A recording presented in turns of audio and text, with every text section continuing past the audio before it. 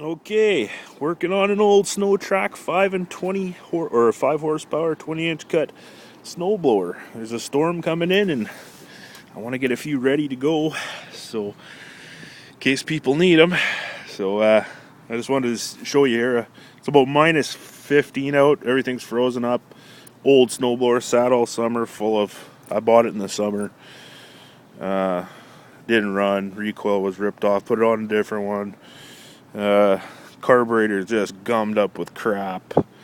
But anyway, so I need to heat up these lines. It's so much easier with, when you do this stuff in the summer, obviously, right? So, but me, I'm not. I'm doing it now because in necessity, we're supposed to be getting like 30 centimeters of snow coming. So I'm gonna try my damnedest to get a few snow blowers up and running for sale. So, and I'll be cheap. Like I'll sell them cheap, but they'll run good. They'll be cleaned up and stuff. So, but anyway, so this line was pretty frozen. So I used the old lady's hair dryer. Which isn't a good thing,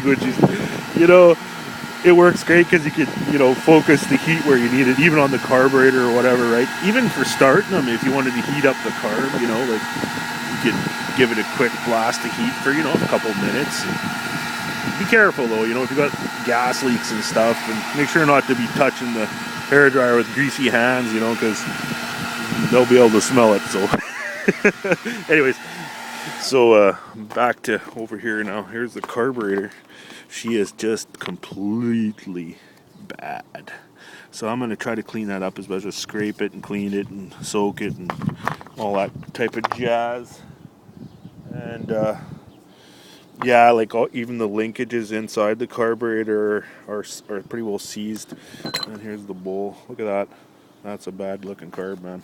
So I'm going to give it some brake clean for now. That's all I got right now. I'm using carb cleaner, but let that soak for a while. I'm going to do most of the scraping, so to get her clean. And this part here, that looks really corroded and rusted. So that has to be super smooth. And that's what your float rod's on, right? It's the bar that your float for your float. So you got to make sure that there's no resistance there. That float has to be able to turn on or off or shut on or off, right? So also inspect your gasket of your bowl where it fits on the bottom. Make sure that's all good. So I'm just gonna spray up this. Try to make this video quick, but I'm gonna spray up this carburetor linkage with some WD-40 in both sides because it's super bad. And also inside your needle and where your needle goes, you want to clean this real good in there so that when this thing is functioning and it's going to shut off, everything has to move smoothly, and so everything has to be super clean. It's not clean right now, but so you got to run wires down through all your ports, like especially this one. That's your main pickup. This one not so much, because all it does was, this is your primer right here, and basically there's a hole under there and you're forcing air into the bowl. So if this is like this, you're forcing air into the bowl. If the bowl's full of fuel, it'll push the fuel up into the throat of the carb, and that's how it works. It's real simple. So it's actually a pretty good design, but the reason why I did spray it up with WD-40 right now is because I should be having rags with me, but just to get these freed. These were super corroded up, so they're starting to free up now. So that's what I want. I want to be able to see it is spring pressured, so I want all that to kind of spring back, right? So you want to work that crap out of it, blow her out with air with your choke, make sure everything works. Clean her out, blow air all orifices out there, pull out you got to be careful when you're blowing stuff out though, because there'll be like little rings and little washers that fit on your mixture screws, So these all have little O-rings on them, basically, to keep them sealed, right? So, anyways, I gotta get this thing up and running.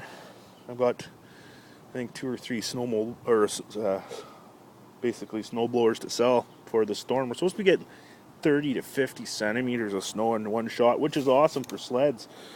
But people are gonna need snowblowers, so I'm busting my butt now. So, right on. Stay tuned and subscribe. Yeah, that's what I was gonna say. I need some subscribers. keep my channel going. You know, so there's a few changes in the YouTube. You've seen my other videos that it changed up. You don't have 1,000 subscribers, and you know, basically